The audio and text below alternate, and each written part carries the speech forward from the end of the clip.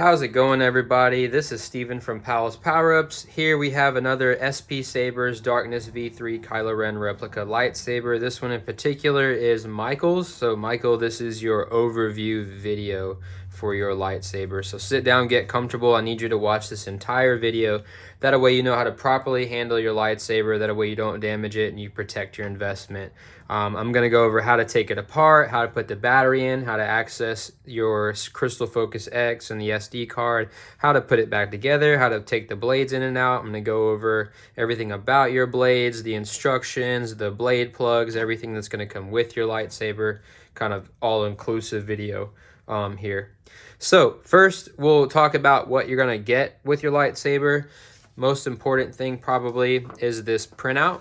This printout is a few pieces of paper that include your configuration and kind of your setup on your lightsaber. So you have a Crystal Focus X in your Kylo Ren lightsaber, and with that you have two buttons that operate the lightsaber. So starting down here at the bottom, and then the next couple pages is instructions on how to operate it.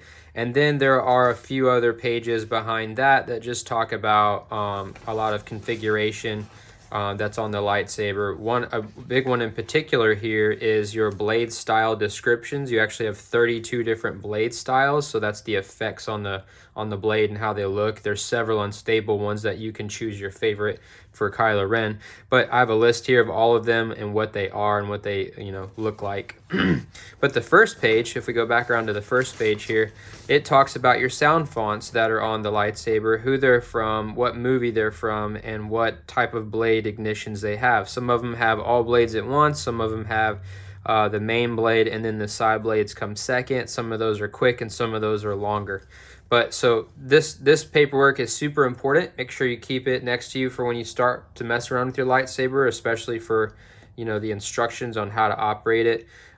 There's an activation button and an auxiliary button. So the activation button is this big one here, and the auxiliary button is the bottom one on the other side. Sometimes the activation button is just referred to as the power button, but so that's important. You'll get that. Everybody who I did these for, I got little plaque stands for, because the lightsabers came with plaques. So this is an acrylic plaque. It's just flat, but it has a slit in it for you to set the plaque in for display purposes. You can peel off. It has like little sticker stuff on here that looks like cardboard. You can peel that off, and then it's actually clear whenever you do it. So this gap is a little big, so put a little piece of double-sided sticky tape on the back of your plaque, and that will help it be thicker and fit in there and stand up a lot better. So you'll get that too.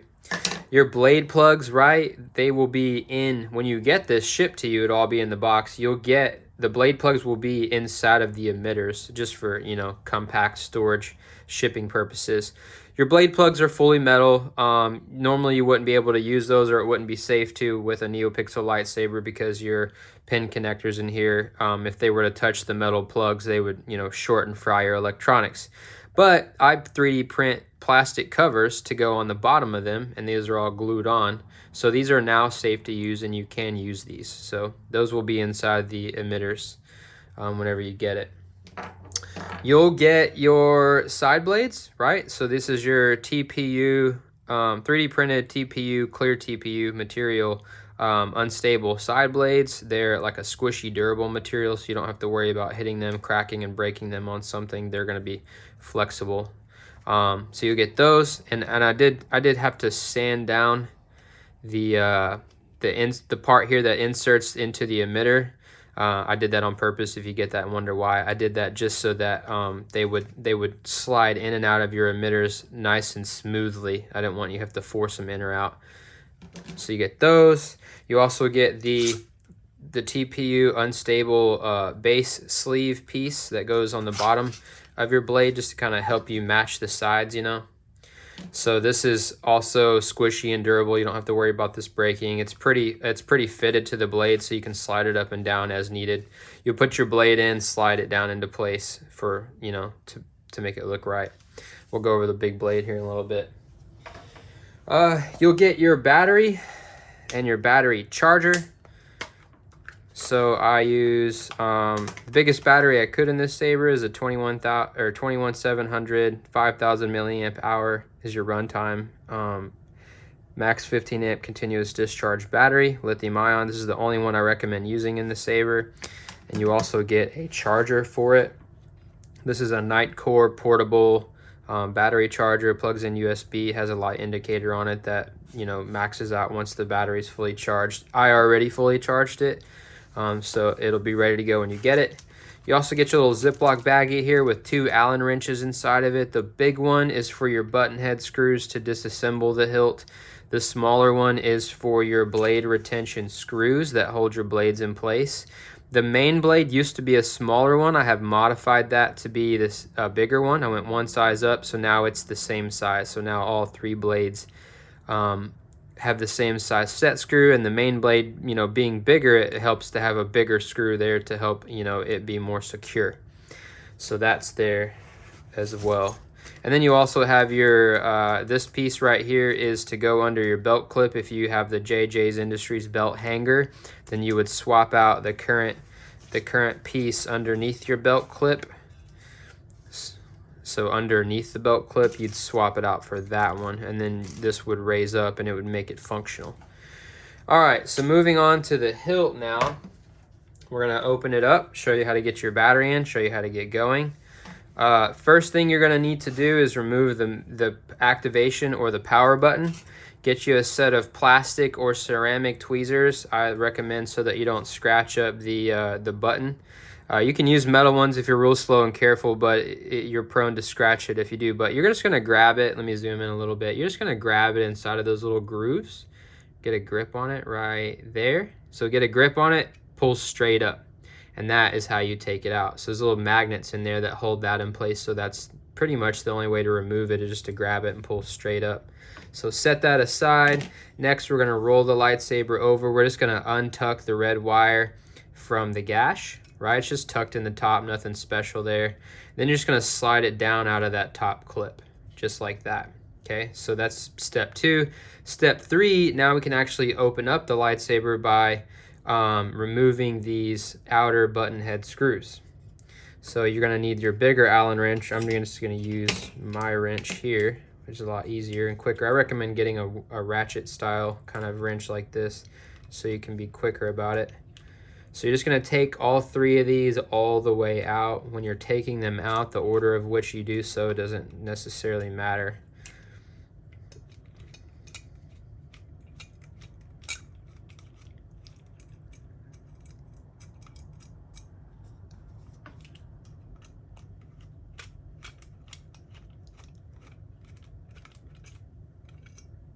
So once you got it all the way undone, I like to just hold it upside down by the emitters, right? And I'm just gonna grab the handle and slide it up and off, just like that.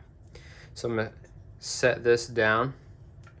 So this bottom handle section, I've went ahead and I've tightened everything up for you so that nothing is loose and coming undone. I tightened the engine down here in place. I've tightened the pommel. Also went ahead and one of the clips came out. I re-glued it back in, and where the red wire is glued, or where the red wire inserts into the bottom of the hilt here, I made that hole a little bit bigger so that it actually fit.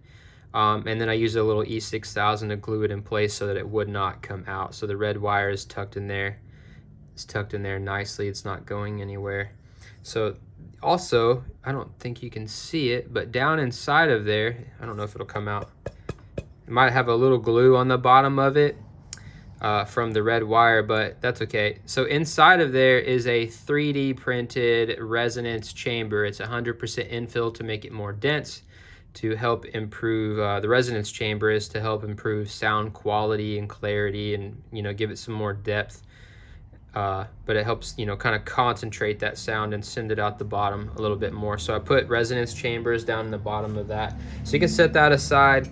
Next, we have this shell portion you can slide up and off, but you don't want to yank and do it quickly because your auxiliary switch sticks out a little bit. You don't want to rip it off. So it's an auxiliary switch sits right underneath this button here. So I'm just going to kind of wiggle it like you see there, and then I'll take it up and over.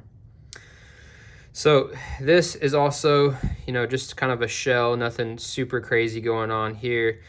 This gets a little loose on me from time to time, and it's kind of difficult, but there's a screw on the inside. If it gets loose, I'll point to it. If it gets loose, that screw right there, you got to try and tighten up. But this can get loose from time to time. Just because you're using that auxiliary button, this starts to move a little bit, and there's one little screw, like I said, on the inside. So keep an eye on that, keep it tight. Set that aside.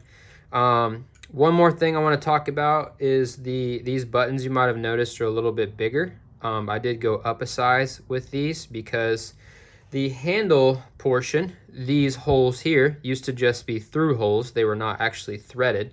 And the tolerance wasn't tight enough, and when this was all assembled and this handle was inserted, there was a little bit of wiggle and wobble right here, and you could hear the rattle. It wasn't super secure.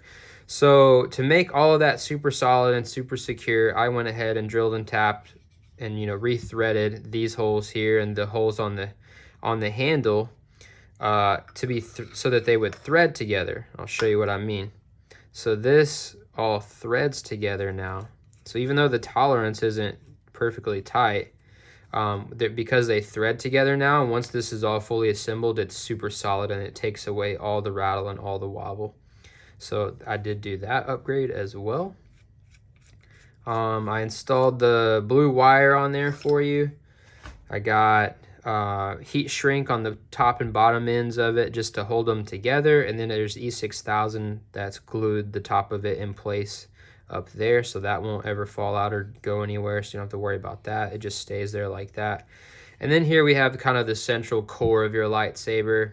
I did almost like a dirty gold metallic color on your chassis. It was black PLA 3D printed. I sanded it down and gave it like a weathered gold look to try to match the gold color that's painted on your engines, this dirty brown gold color here. It has the light panel design down the side. We got a first order emblem right there. Black accents. I left all that black on the inside. So the top section here has your Crystal Focus X. That is, you know, securely kind of mounted inside the gap here in the chassis. You don't ever need to lift it up or take it out. It just stays there.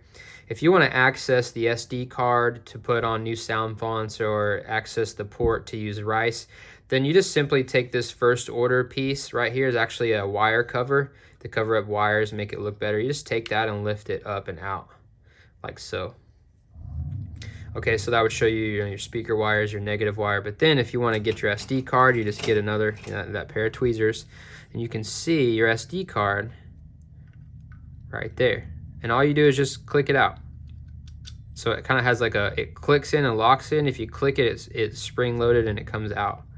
So then you can just kind of grab it with a pair of tweezers. Actually don't like those. Just drop it out, I guess. So that's how you get your SD card out. You can put on sound fonts, mess with settings, but I've already completely pre-configured the lightsaber and done all the settings on it for you, so you don't have to mess with anything like that. But if you were to want to add sound fonts, then you would take it out. But to put it back in, I just put it back in the little slot there, right? And then I'm going to click it in until I hear it lock, like that. So it's locked in place. You'll take your first order little wire cover, and you'll just pop it back down, press it down inside of the little gap there, so it kind of covers up those wires a little bit. You got a 28 millimeter silver speaker, the premium speaker from the Saber Merchant.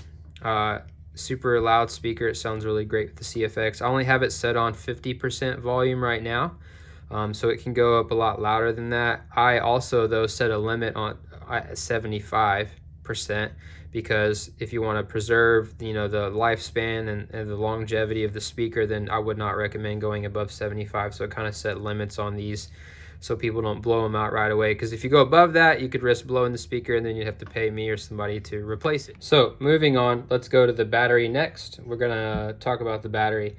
Make sure you look at the label, right? Negative side, positive side. You need to be aware of this. If you insert your battery backwards, you can possibly fry all your electronics, so don't do that.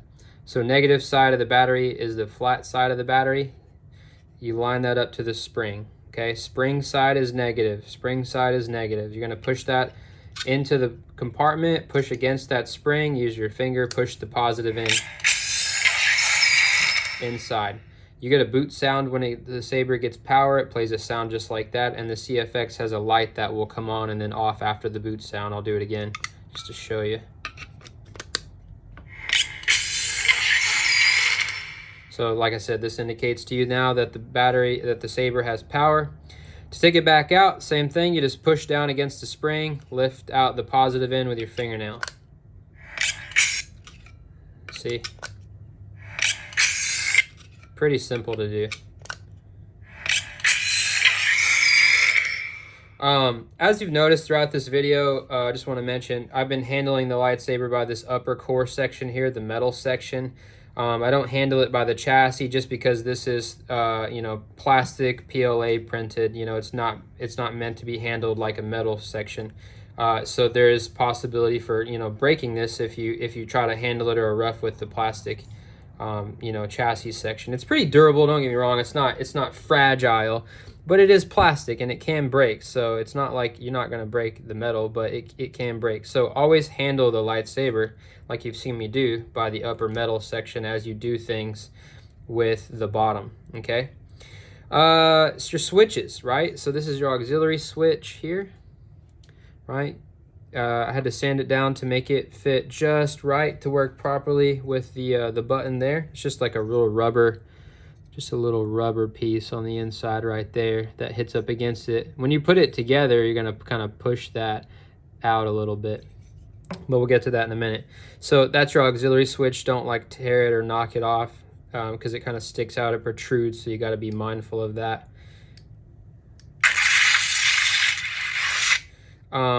This is your power button, has the magnet glued on so that your main switch, you know, magnetizes to it, has E6000 on the bottom of it. Pretty tough stuff, it won't come off, but be mindful of that. Next thing to talk about, when I put your lightsaber together, when I assemble it, I use this Loctite Threadlocker. Okay, the blue 242 is the removable version. They have a permanent version, but I don't want to do that.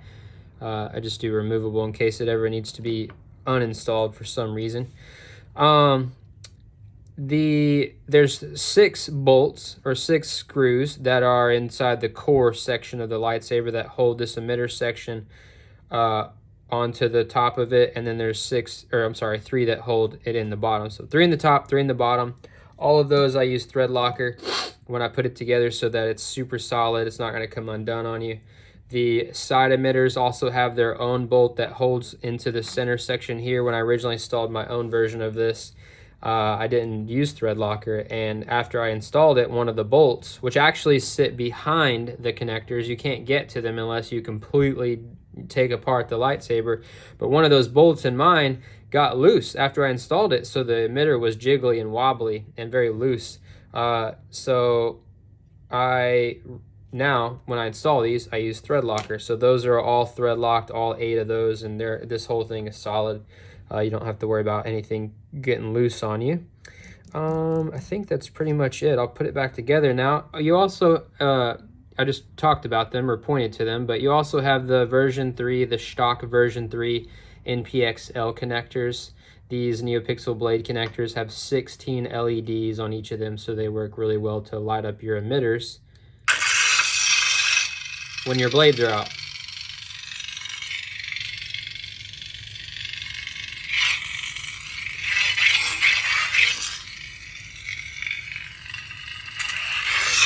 All right, so now we're gonna reassemble the hilt and then we'll get the blades in and I'll do a demonstration for you. So first thing you're gonna do is slide on this shell piece up and over the chassis up here.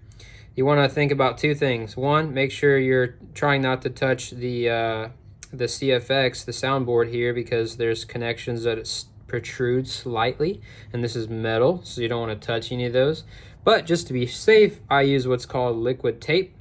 And I put liquid tape over those protruding connections. It's like electrical tape, but it's liquid. So it protects those, so the ones that stick up, you don't really have to worry about too much. It's just kind of an added layer of protection. I try to think about anything that could possibly go wrong with it, and I take measures to prevent it. But you're just going to slide this up and over. Once you get, remember we said that the auxiliary switch sticks out a little bit. It needs to do that so it can reach this rubber button here, but you're just going to be careful not to snap that off too. once you get to it, you're just going to kind of give it a little wiggle. You want it to sit in place like so. Then you're going to get the other portion. You're just going to slide it. This gap right here, okay, lines up with where the auxiliary switch is, like so. Okay, then you just kind of hold it sideways. You look, whoops. As you adjust your screws, you may accidentally activate the switches. That's okay. But anyway, get it lined up, take your bolts, start to thread them in, but don't do them all the way yet. When you put it together, it's best if you do it in a certain order so that everything aligns and tightens properly. You can thread in with your hands pretty easily. So once you get it, you know, all three of them begun, you know, you got them started thread, stand it upright, give it a little shake so that everything straightens out. Then I tighten down the middle one first, just to kind of keep everything center. Okay, and I don't go all the way down. I just go to where it stops, like so. Then I do the side ones, just to where they stop. Whoops.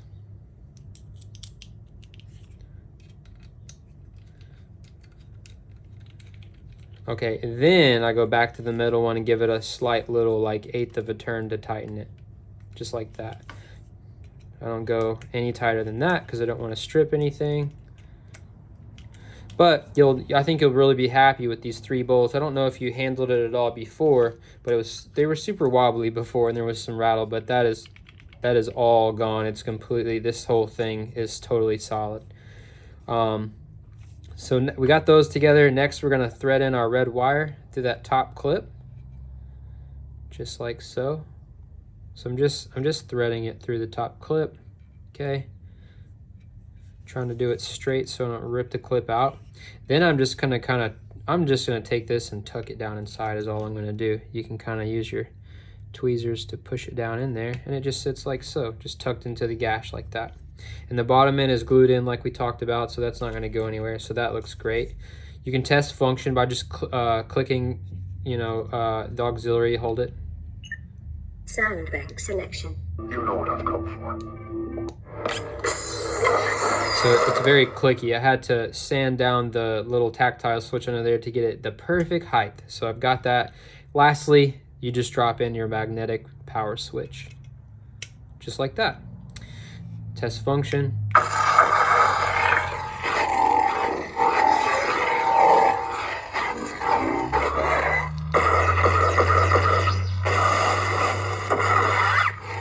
you're going to give it to the first order. All right, so now we're going to put the blades in. So I'm going to turn the camera and we'll start with the main blade. All right, so now we'll talk about the blades. We'll get those inserted. You have a 36-inch long polycarbonate main blade. It is the thin-walled version. Has a threaded end tip. The tip is actually threaded, so every now and then check that, make sure it's tight. Bottom end is glued on. It's been sanded a little bit so it fits inside the emitter just right. And then, like I said, this unstable piece is adjustable. So we're going to do the main blade first because it kind of helps us to put in the side blades. So we're just going to insert straight down into the emitter. We're not going to do a lot of twisting, no twisting at all, because if you were to push down to where those metal pins are on your connectors and twist, you can possibly bend them over and break them. So you don't want to do that. So you want to go straight in. You apply pressure against those pins. They're spring loaded. Then you use your little Allen wrench to tighten down the main blade set screw. You want to push into that main blade, but you don't want to like puncture or crack it. It's just a set screw, so it just holds this blade in place by pushing up against it. Then, like I said, just slide this down in place. Okay, so that's our main blade. Now, the reason why I do that is because I like to stand the lightsaber up like so to do my side blades. So, you know, the emitters are on the set screws are on the side. So, same thing. I'm going to push straight in. Okay. Apply pressure against those springs. Tighten down the set screws just enough to hold the blades in. Okay. Careful not to, you know, accidentally slip and scratch your emitters. So you're going to tighten those down, and then we are ready to rock. Good.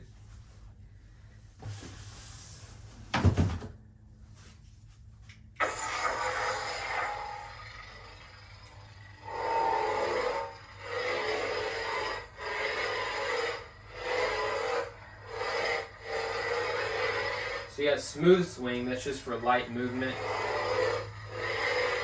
When you swing harder and faster, you get the actual accent swings.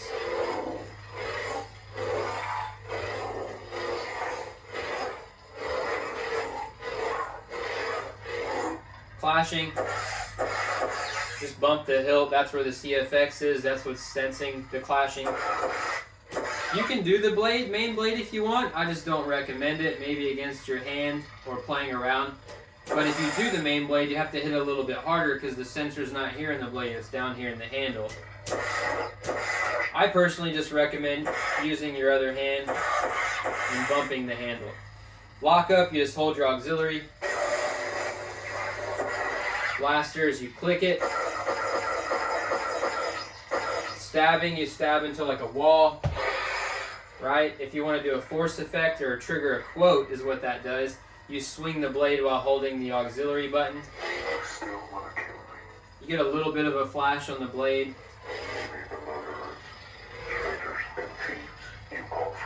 So whatever movie font you're on, that's where the quotes will be from. I have them all organized and pre-configured. You have Force Awakens, The Last Jedi, The Rise of Skywalker from K-Sith, and then you have The Force Awakens and The Rise of Skywalker from Kyberphonic. So those have all been organized, and all of them sound a little bit different, actually. So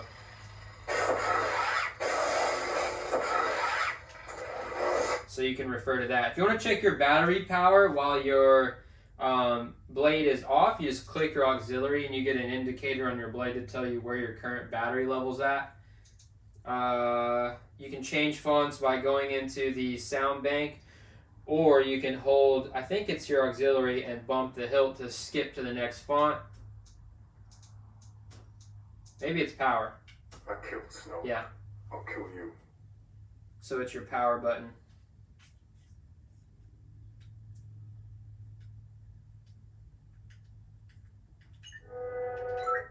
So your main button, just because it's magnetic and the hole is really tight where that button is, it's almost such a perfect fit. I might try to sand it out a little bit, or maybe rub down. I'll probably rub down the button a little bit. If it gets stuck on you, just take your fingernail in one of those little grooves and just twist it. Just spin it, twist it. It'll help it get unstuck. And then you can test it. If you double click it, you get, or if you hold it until you hear a beep, you get background tracks. If you double click it, you pause it, double click it to restart it. Hold it till you hear a beep to skip to the next one. Each of the fonts has several background themes. You can even activate the lightsaber while it's playing those themes.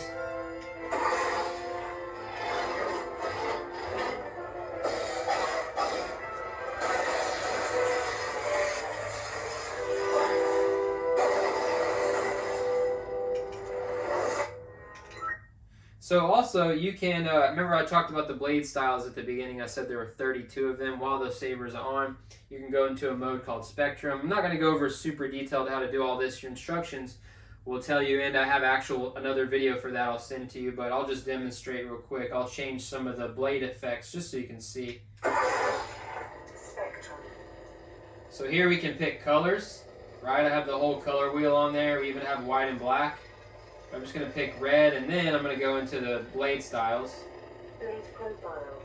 So here, you can twist the lightsaber, and I can get different blade effects. Right? We have waves and powers, unstables, electrics, rainbows, fires, reverse waves. This is a swing bright blade. Turns whatever color you want as it moves. Spectrum. Blade profiles. There's a flame blade here. Eye of Sauron from Lord of the Rings. We have another fire blade. Kylo. This is a Jedi Fallen Order blade. This is the actual Kylo blade here. There's like Knight Riders. This is kind of an unstable from the middle. Solid rainbow. Moving rainbow. Death Star beam. Split blades if you want to do a two-tone. You have normal solid flickering blades. Then you have some bounding flickers, like back and forth. Some strobes.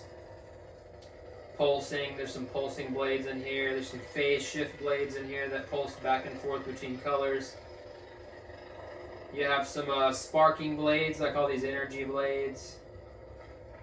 Then you have some unstables. This is the unstable I was on originally right here. This is the dark saber blade. And any of these you can pick and then change the color of it. But anyway.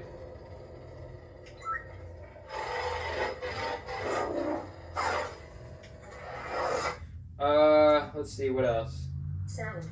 If you wanted to bump up the volume, you can go to, there's multiple ways to do it, but I like to go to the menu. System menu. Volume. Volume. Volume. So we're at 50% now. We can Volume. we can go up or down. Volume. Lock it in. Sound bank selection. Volume. Color profile. Previous menu. System menu. Exit menu. So now we're a little bit louder.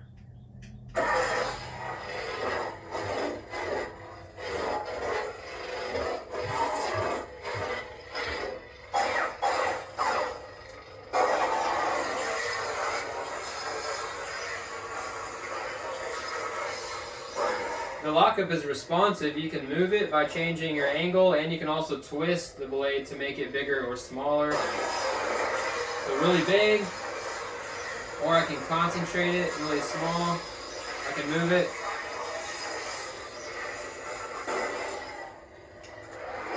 Anyways, there it is. Your lightsaber's done. I'm literally about to box it up right now and then get it shipped out to you today. Hope you enjoy it, man. Thanks for choosing me to do the install. May the Force be with you.